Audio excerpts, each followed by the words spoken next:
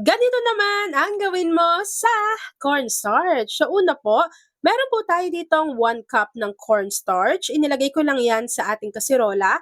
And take note na hindi pa po nakabukas yung apoy sa ating kalan. After po nun, naglagay lang din tayo dito ng isang sachet or 24 grams ng Menu Magic Leche Flan Jelly Mix. Kapag nailagay na po natin yung ating dry ingredients, hinalo ko lang po muna ito para mag-combine and then naglagay na po tayo dito at least 1 cup ng condensed milk para balanse lang din yung tamis. At meron din tayo ditong 1 cup ng evaporated milk. Kung medyo nakakaluwag-luwag ka naman, imbes na 3 cups of water, yung ilagay mo dito sa ating dessert recipe, pwede nang 4 cups of evaporated milk yung ilagay mo dyan ng total.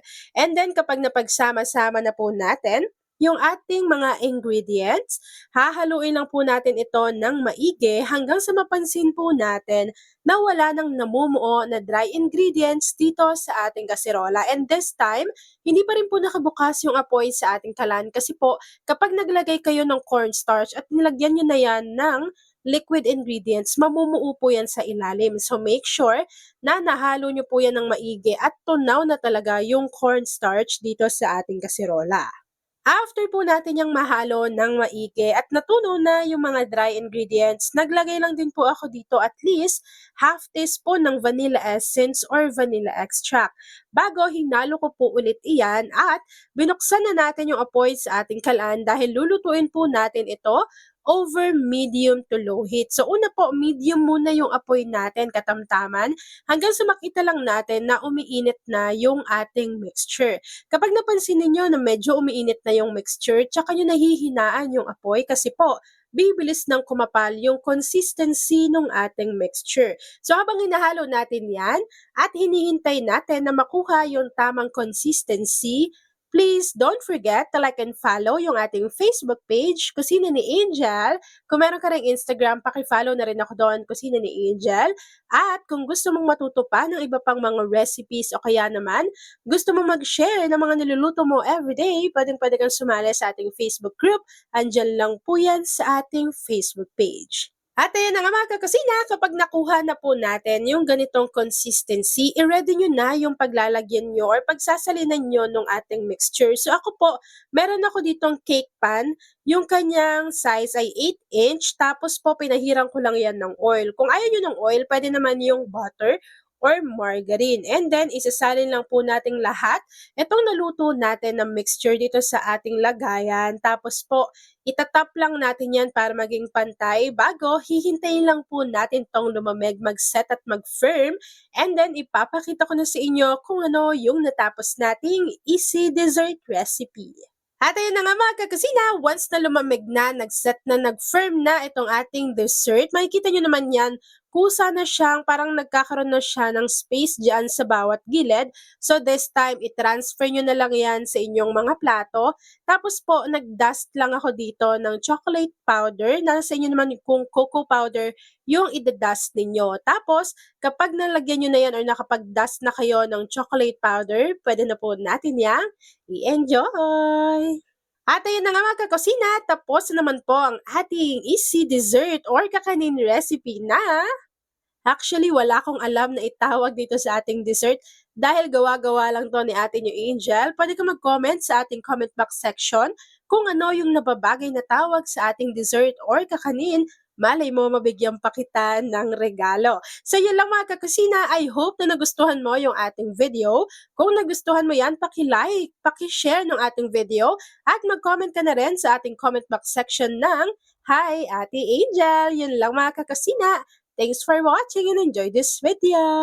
Ganito naman ang gawin mo sa cornstarch. Yes, gagawa tayo ng isang dessert recipe na gagamit tayo ng cornstarch. Una po, inilagay ko muna yung ating 1/4 cup ng cornstarch dito sa ating kasirola. And take note na hindi pa po nakabukas yung apoy sa ating kalan. After nun, naglagay naman po tayo dito ng isang sachet or 24 grams ng Meno Magic Ube Jelly Mix. So, ilalagay ko lang din yung mga ingredients na yan dyan sa ating basket para kung gusto ninyong makabili ng mga products na ginamit ng ating Angel ay makikita nyo po yan sa ating basket or yung pinaka-link po ilalagay ko sa ating comment box section.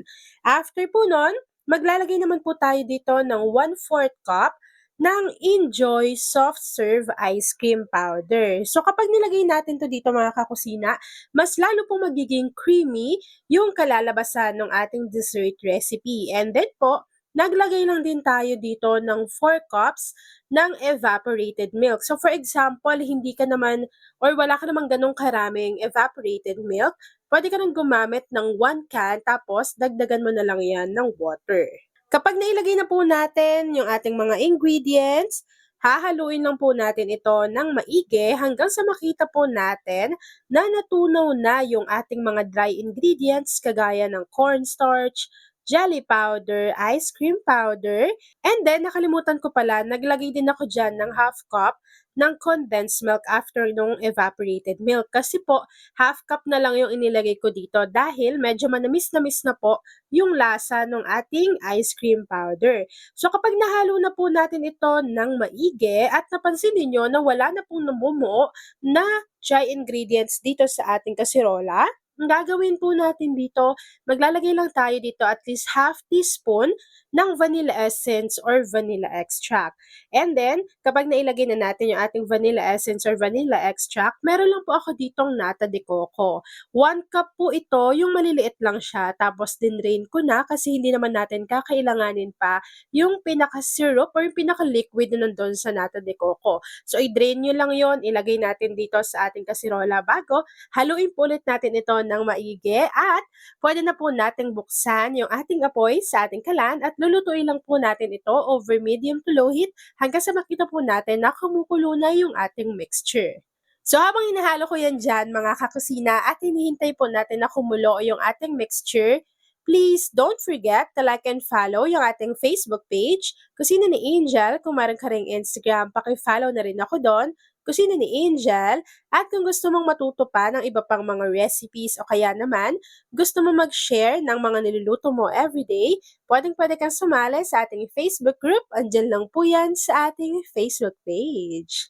At ayun na nga mga kakusina, kapag kakumulo na po yung ating mixture, mapapansin ninyo na medyo parang kumakapal yung kanyang consistency. So ganyan po yung gusto nating ma-achieve. And then pwede nyo nang i-off yung apoy sa inyong kalan at isalin na natin to sa ating mga lagayan. So yung ginamit ko po dito ay dalawang microwavable tub na meron siyang tig 750 ml. Tapos yung isa naman po dito na lianera, large size po ito. So ganun lang karami yung nagawa ng atin yung angels. So kapag naisalin na natin to dito lahat mga kakusina, hihintayin lang po natin tong mag-set, mag-firm, and then after po nun, pwede na natin i-enjoy ang ating easy dessert recipe.